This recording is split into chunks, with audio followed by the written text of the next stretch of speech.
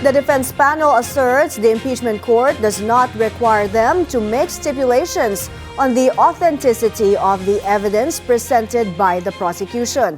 Nasa Senado rin si Dexter Ganibe. Dexter, ano pa ang naging argumento ng depensa? May mariing ginutulan ng defense panel ang panukala na pag-stipulate sana doon sa mga hawak ng prosekusyon na mga ebidensya o mga documentary evidence, particular itong mga acknowledgement receipts doon sa liquidation ng confidential fund ng Office of the Vice President.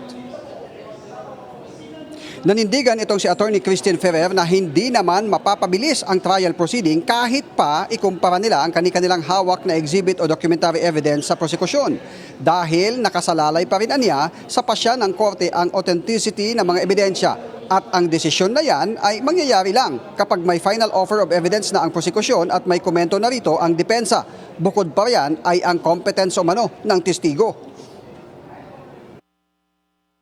We did not stipulate here in open court that the witness is competent to identify the exhibits, Your Honor, kasi hindi naman ho namin kilala ho yung taga-COA.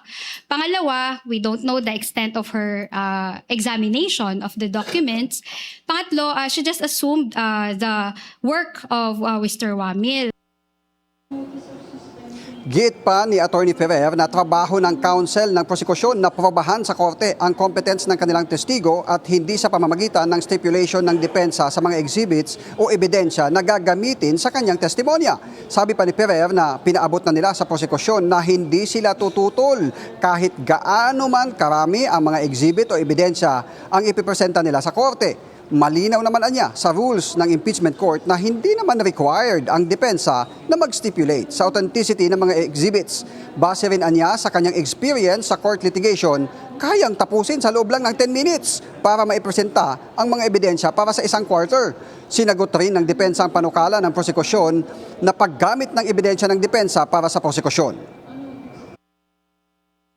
It doesn't matter if they will use our own exhibits, Your Honor. It doesn't even make their witness competent. That is why we are here in open court to establish the competence. So kahit pagamitin ho namin yung exhibit namin, kung hindi naman ho competent yung witness nyo to identify those exhibits, it will still be a waste of time. It will be useless.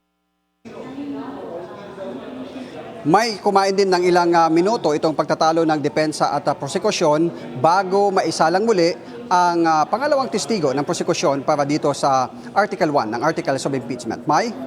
So Dexter, matutuloy pa rin ba yung ipinanukala ng impeachment court na magtagpo itong dalawang panig para ikumpara ang ilan sa mga ebidensya? May hindi na matutuloy yan dahil kanina ay nagpasya na rin ang presiding officer ng impeachment court na si Senator Chis Escudero na magsumiti na lamang itong depensa ng kopya doon sa pinagtatalo ng acknowledgement receipts na hawak nila para ang mga senator judges na lang ang siyang tumingin kung meron bang pagkakaiba ang hawak ng depensa doon sa hawak naman ng mga ebidensya ng prosekusyon. May? Kanina, Dexter, nagpasya itong si Presiding Officer Chis Escudero na magsumite na lang ang depensa ng mga kopya ng acknowledgement receipts or acknowledgement report na pinagtalunan para makita rin ng senator judges ang mga ito at maikumpara ang pagkakaiba dito sa hawak ng prosecution. Tell us more about that. Oo, kasi yung desisyon na yan, May, kasi hindi na nga magtatagpo dahil talagang nanindigan itong depensa na hindi nila ipapakita sa prosekusyon yung mga hawak nilang acknowledgement receipts doon sa mga liquidation para doon sa confidential fund. Kaya ang korte na mismo, sabi ni Senator Chis Escudero, ang presiding officer ng impeachment court, sabi niya, isubmit nyo na lang sa amin yung inyong mga hawak na kopya para kami na ang magtukoy dyan, titingnan na lang namin kung may pagkakaiba yung hawak ng prosekusyon at nitong depensa. At bagay na sinang-ayunan naman ng depensa. May. Maraming salamat, Dexter Ganibe, live mula sa Senado.